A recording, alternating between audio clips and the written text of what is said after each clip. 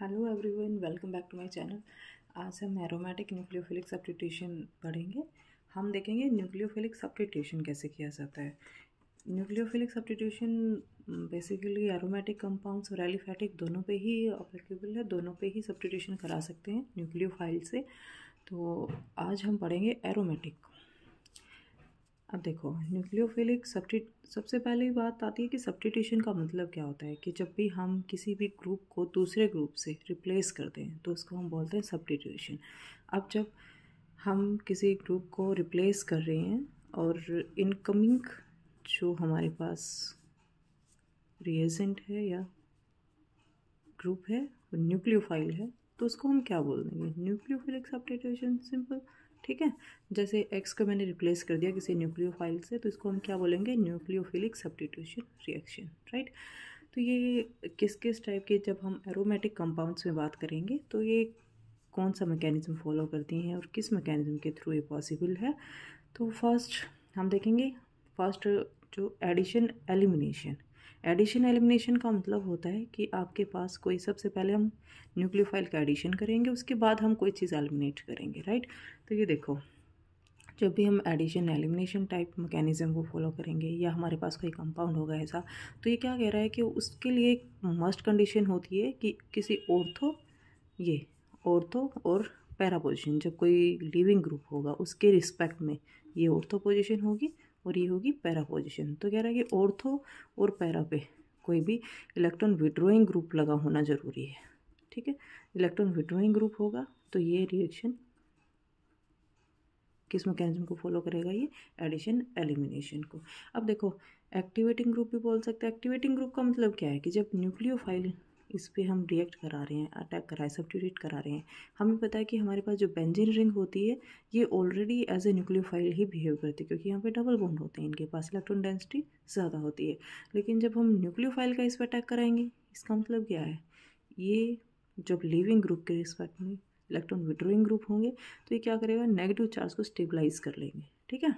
तो फिर रिंग आपकी एक्टिवेट हो जाती है। तो ये जो लिविंग ग्रुप है, ये लिविंग ग्रुप मेनली क्या होते हैं? आपके पास यहाँ पे हेलोजन होती हैं, या फिर कोई OR हो सकता है, या कोई हेलोजन जैसे कि फ्लोरीन, क्लोरीन, ब्रोमीन, आयोडीन, ये कोई भी आपका लिविंग ग्रुप की तरह बिहेव करेगा।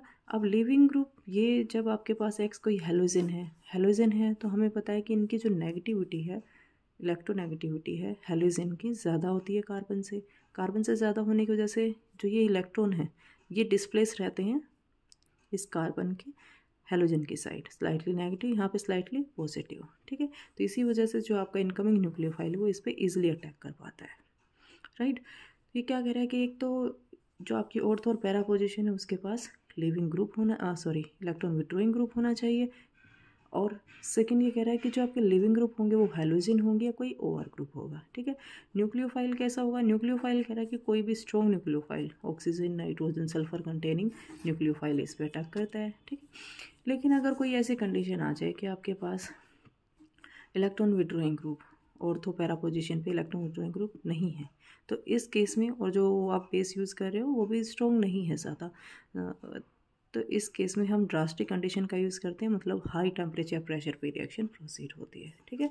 और जब हम एडिशन एलिमिनेशन का यूज़ करते हैं तो जो आपकी का सब्स्टिट्यूशन होता है वो हमेशा इप्सो पोजीशन पे होता है, मतलब जहाँ से लिविंग ग्रुप डिटैच होना है, एलिमिनेट करना है, वहीं पे ये हमेशा आपका इनकमिंग न्यूक्लियोफाइल अटैक करता है, ठीक है। तो ये कुछ इस तरह का मैकेनिज्म फॉलो करता है।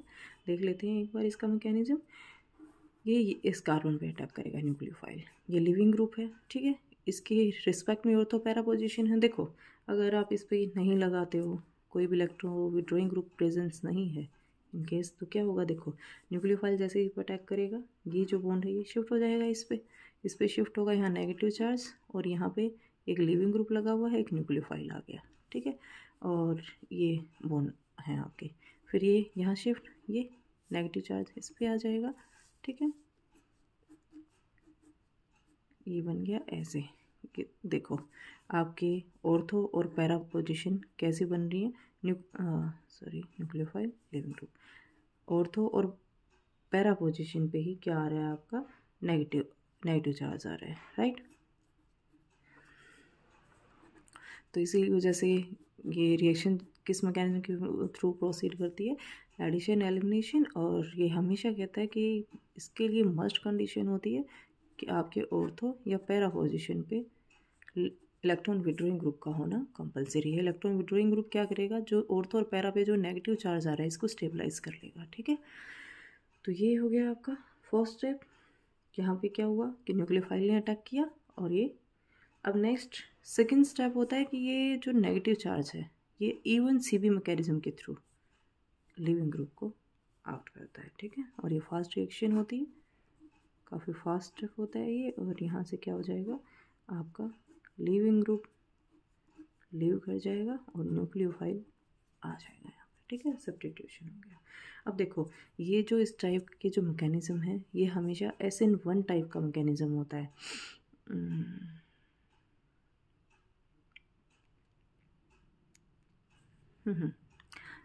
मतलब सॉरी, SN1 हम नाइट्रेशन में पढ़ते हैं, डाइजोनियम साल्ट के केस में पढ़ते हैं, लेकिन ये जो अटैक कर रहा है यहाँ पे इसको हम SN2 मैकेनिज्म नहीं बोल सकते। क्यों?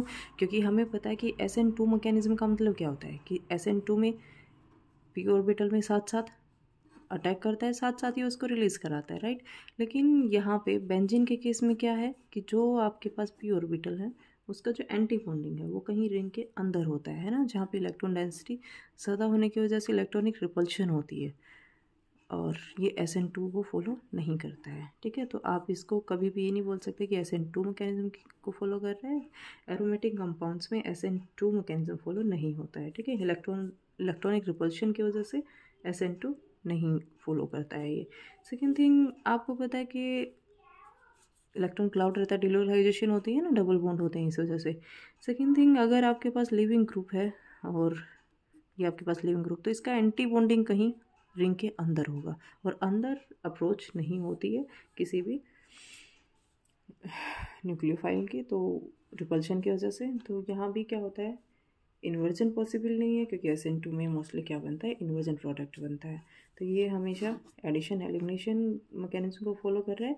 या आप कह सकते हो कि ये जब रिएक्शन होती है तो SN1 मैकेनिज्म की जैसी होती है, SN2 को ये फॉलो नहीं करते हैं, ठीक है। तो ये तो है आपके पास एडिशन एलिमिनेशन कि जब आपने एडिशन कराया फर्स्ट स्टेप में, फिर आप क्या करते हो, एलिमिनेट करते हो इवन सीबी लाइक रिएक्शन से, ठीक है। नेक्स्ट एक और कोई देख लेते हैं। अगर आपके पास कोई भी जैसे ये ग्रुप लगा हुआ है, ये है आपके पास Cl, यहाँ पे है NO2 NO2, और आपको गिवन है NaOH, ठीक है।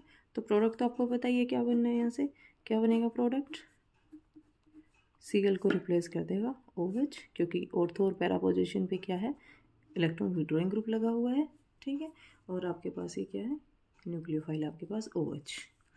और मैकेनिज्म आपको ये भी पता ही है, OH negative first of all attack करेगा एक्सो पोजिशन पे, और ये यहाँ शिफ्ट होगा, राइट।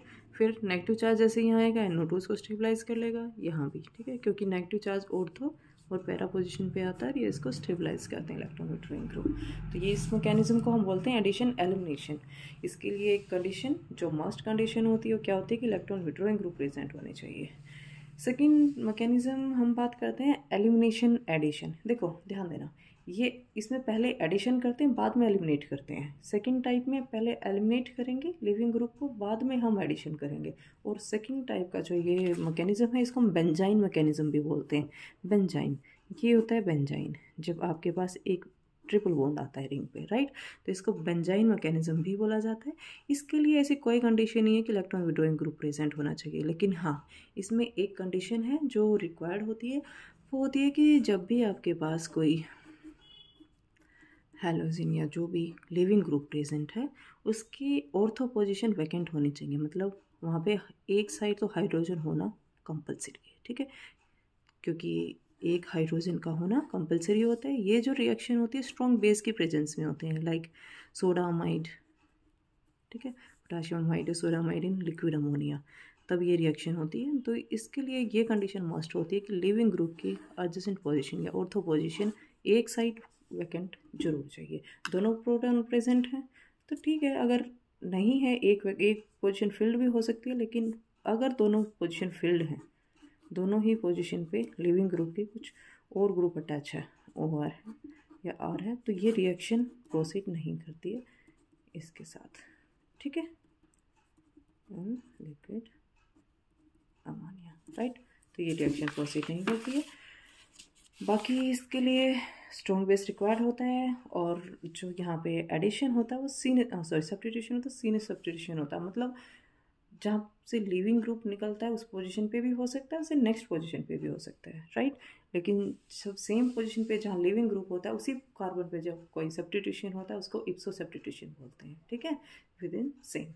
अब यहाँ पे देखो दिया गया strong base required. Strong base है मतलब आपके पास एक ब्यूटाइल लिथियम इसमें लिखा हुआ है, लेकिन ये क्या है कि हेलोजन पे अटैक करता है, तो इसको हम हेलोजन जब आपके पास लिविंग ग्रुप है तब हम इसका यूज़ नहीं करते हैं, ठीक है, एन ब्यूटाइल लिथियम। अब इसका मैकेनिज्म देखते हैं एक बार, इसके लिए क्या क्या कंडीशंस होती हैं वो भी देख लेते हैं। एलिमिनेशन एडिशन में सबसे पहले क्या होता है कि आपके पास ये लिविंग ग्रुप है कोई यहाँ पे, ठीक है, तो हम सबसे पहले क्या करते हैं, ये बेस हमने लिया, जैसे कि हमने लिया हुआ है सोडामाइड इन लिक्विड अमोनिया, ये क्या करेगा, NH2 नेगेटिव है, प्रोटॉन बेस यहाँ से भी निकाल सकता है, यहाँ से भी निकाल सकता है, ठीक है, दोनों साइड फ्री है आपकी। तो ये क्या करेगा, यहाँ से जैसे ही प्रोटॉन रिलीज करेगा यहाँ पे आ गया नेगेटिव चार्ज, और ये नेगेटिव फिर क्या करेगा, लिविंग ग्रुप को आउट कराएगा, ठीक है, और आपके पास बन गया बेंजाइन। ओके, तो ये बन गया बेंजाइन, इसको इसीलिए बेंजाइन मैकेनिज्म भी बोला जाता है। और देखा जाए तो हमने पहले एलिमिनेट किया है, अब हम इसमें कोई न्यूक्लियोफाइल ऐड करेंगे, तो इसीलिए इसको क्या बोला जाता है, एलिमिनेशन एडिशन। इसमें हमने पहले एडिशन किया था, बाद में एलिमिनेट किया था, तो हमने इसे बोला था एडिशन एलिमिनेशन, राइट। अब न्यूक्लियोफाइल, इनकमिंग न्यूक्लियोफाइल, जब आपके पास कोई भी सब्स्टिट्यूशन नहीं है तो न्यूक्लियोफाइल किसी भी पोजीशन पे, इस पे भी कर सकता है, इस पे भी कर सकता है, क्योंकि फ्री हैं ये दोनों पोजीशन, ठीक है। और न्यूक्लियोफाइल आएगा, एक पोजीशन पे न्यूक्लियोफाइल आ गया, ठीक है, नेगेटिव। अब ये क्या होगा, न्यूक्लियोफाइल आ गया तो दूसरे पे ये बॉन्ड इस पे शिफ्ट हो जाएगा, नेगेटिव चार्ज यहाँ आ जाएगा, और इसको हम सॉल्वेंट से या कहीं से भी प्रोटॉन लेके बैलेंस कर लेंगे, राइट। तो इसको बोलते हैं बेंजाइन मैकेनिज्म या एलिमिनेशन एडिशन रिएक्शन, राइट। अब देखो इसके कुछ एविडेंस हैं कि ये ऐसे ही प्रोसीड करती है, जब भी केस में बेंजाइन मैकेनिज्म फॉलो किया है या बेंजाइन की फॉर्मेशन हुई होगी, इसके लिए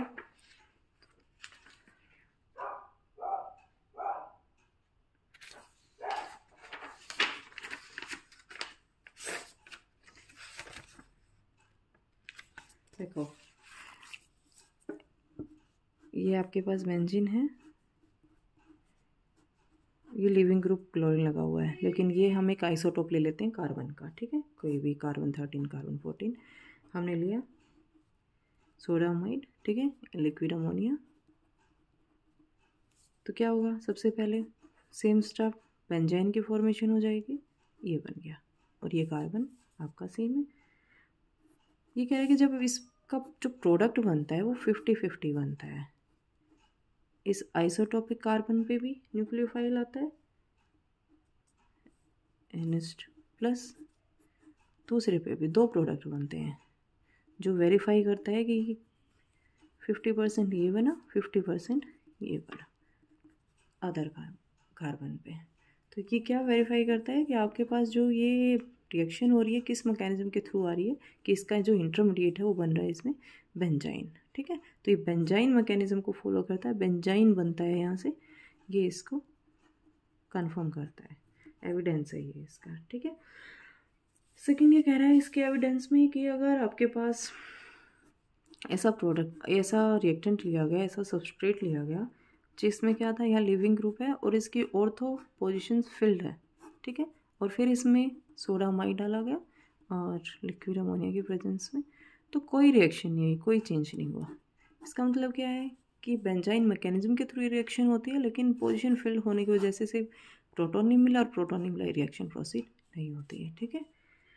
नेक्स्ट ये कह रहा है कि अगर सब्स्टिट्यूटेड बेंजाइन आपको दी जाए कि सब्स्टिट्यूटेड बेंजीन है, तो वो भी जो इसका प्रोडक्ट बन रहा है ये आपके पास सेम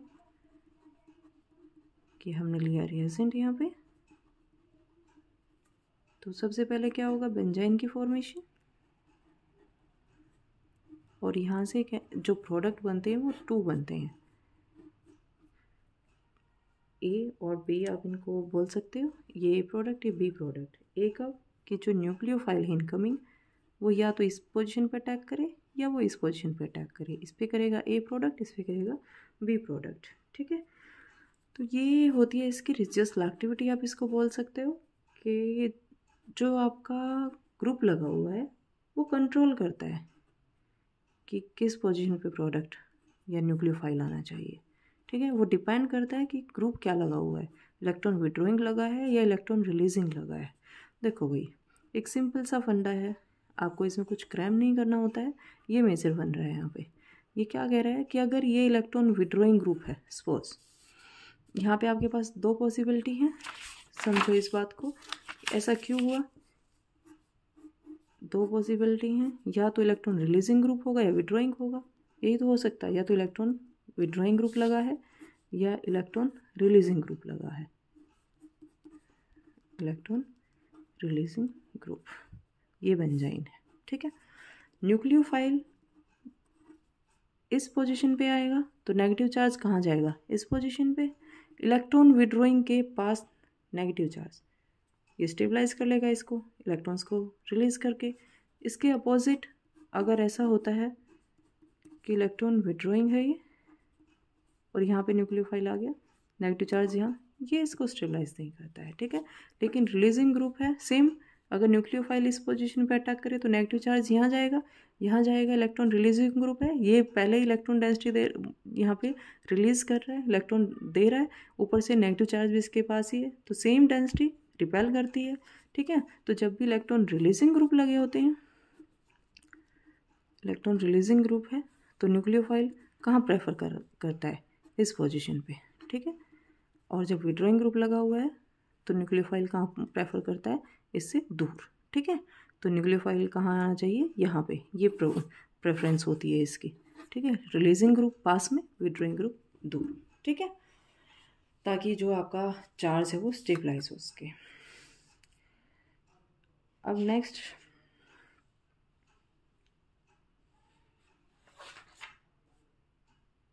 आपको पता है आपके पास एक और मैकेनिज्म है, SN1 मैकेनिज्म जिसको हम बोलते हैं। अब देखो ये SN1 है, ये सिर्फ एक गिनी चुनी रिएक्शन के लिए ही एप्लीकेबल है, अदरवाइज SN1 हम एरोमेटिक कंपाउंड्स में नहीं शो करते हैं, नहीं रिएक्शन नहीं होती हैं, ठीक है। अब SN1 मैकेनिज्म है, ये सिर्फ डाइजोनियम सल्ट पे ही एप्लीकेबल है। इसमें क्या होता है, एक लिविंग ग्रुप भी अच्छा होता है और कुछ टाइम के लिए इंटरमीडिएट भी बन जाता है। देखो ये रिएक्शन क्या होती है, ये सिर्फ यही है जो,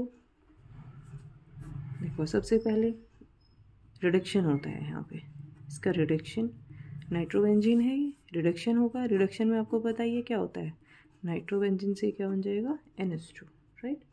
फिर इसमें हम डालते हैं NaNO2 एसिडिक प्रेजेंस में, ठीक है, 0 to 5% टेम्परेचर, 0 से 5 डिग्री टेम्परेचर तक लिया जाता है। फिर ये क्या कहते हैं, यहाँ से फॉर्मेशन होती है आपके पास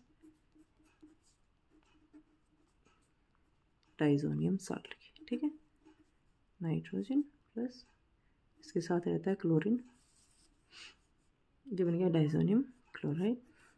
अब क्या हो रहा है यहाँ पे, देखो ये N2 एक बहुत अच्छा लिविंग ग्रुप होता है और यहाँ पे फॉर्मेशन होती है ऐसे, इंटरमीडिएट बनता है कार्बोकेटाइन, ठीक है।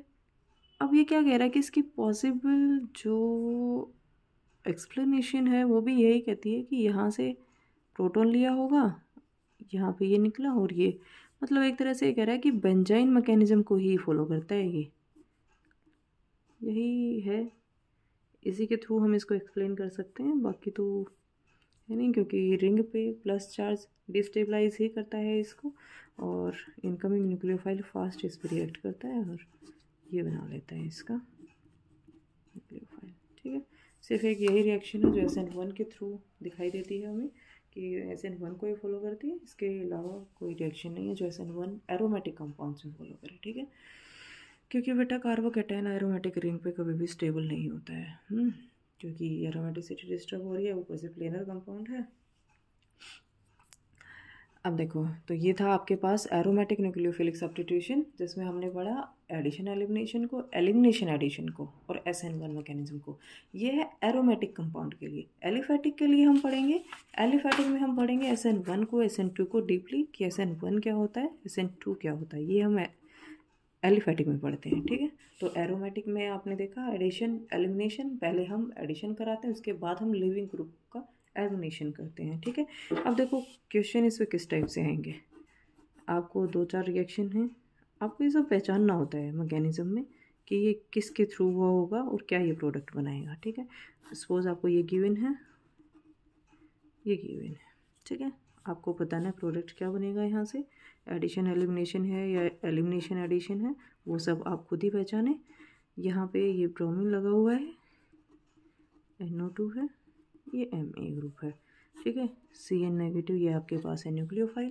तो बेटा देखो ये क्या है, इलेक्ट्रॉन विड्रॉइंग ग्रुप लगा हुआ है, इसके एडजेसेंट पोजीशन पे फ्लोरीन एक अच्छा लिविंग ग्रुप नहीं होता है, लेकिन ये क्या है, इलेक्ट्रॉन विड्रॉइंग ग्रुप है। इलेक्ट्रॉन विड्रॉइंग ग्रुप मतलब इवन CB लाइक एलिमिनेशन होगा, तो ये इजिली इसको एलिमिनेट कर पाएगा, और ये इस पर फर्स्ट इस पर अटैक करेगा, फिर आप इस पर रेजोनेंस दिखाते हो, और फाइनली जो आपके पास कंपाउंड बनता है जो वो क्या बनेगा, NR2, और ये जो लगा हुआ था एज इट इज़, राइट।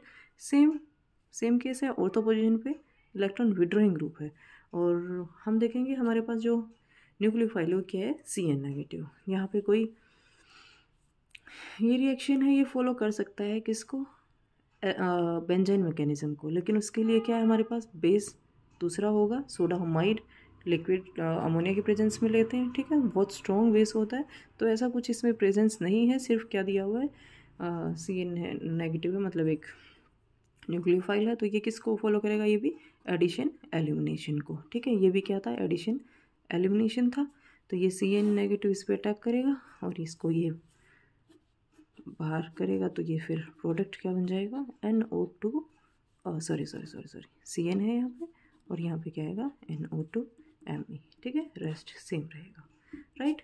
तो ये इस टाइप से ये रिएक्शंस आती हैं जो बहुत ईजी होती हैं। अगर आपको कंसेप्ट समझ आता है तो रिएक्शंस, ये प्रॉब्लम सॉल्व करना ऑर्गेनिक की सबसे ईजी होती हैं। देखो और कोई रिएक्शन दी हुई है, सपोज आपको ये दिया हुआ है,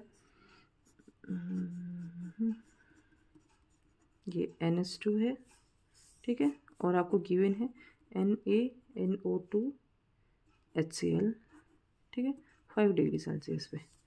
तो आपको पता चल जाएगा कि NaNO2 HCl है, 5 डिग्री सेल्सियस है, मतलब SN1 मैकेनिज्म है, डाइजोनियम साल्ट की फॉर्मेशन होगी। ठीक है, और रिएक्शन का जो प्रोडक्ट है वो क्या होगा, ये आप समझ ही जाओगे, है ना, H2O सॉल्वेंट लिया हुआ है इसमें, तो ये बन जाएगा आपके पास OH, राइट, N2 रिलीज हो जाएगी। एक प्रॉब्लम है ऐसे, OMe है यहाँ पे, ये Cl है, ये देखो ये विड्रॉइंग ग्रुप नहीं होता है, रिलीजिंग ग्रुप लगा हुआ है इसके साथ, और ये दिया हुआ है आपको, और एक दिया हुआ है सोडामाइड। देखो आपके पास ना तो विड्रॉइंग ग्रुप है, आपके पास लिविंग ग्रुप है, और उसकी ऑर्थो पोजीशन वैकेंट भी है, मतलब हाइड्रोजन प्रेजेंस है। सेकेंड, एक स्ट्रॉन्ग बेस दिया हुआ है सोडामाइड, तो रिएक्शन क्या होगी, बेंजाइन मैकेनिज्म के थ्रू होगी, राइट। और प्रोडक्ट भी आपको समझ आ ही रहा है कि रिलीजिंग ग्रुप है, और रिलीजिंग ग्रुप है तो क्या बन जाएगा, OMe यहाँ रहेगा, और ये कुछ ऐसा प्रोडक्ट बन जाएगा। ठीक है, Cl जो भी लगा हुआ है, एलिमिनेशन एडिशन मैकेनिज्म को। तो इस टाइप से प्रॉब्लम्स आती हैं, प्रॉब्लम सॉल्व करो साथ साथ, और देखो कितने अच्छा ऑर्गेनिक के टॉपिक होते हैं, तभी कंसेप्ट क्लियर हो जाते हैं। छोटी छोटी सी बातें जो आपको ध्यान रखनी है, ठीक है। इसमें इप्सो सब्स्टिट्यूशन कराना है, इसमें सीनियर सब्स्टिट्यूशन कराना है, और ये तो इप्सो ही देता है, राइट। आज के लिए इतना ही, नेक्स्ट पार्ट में मिलते हैं।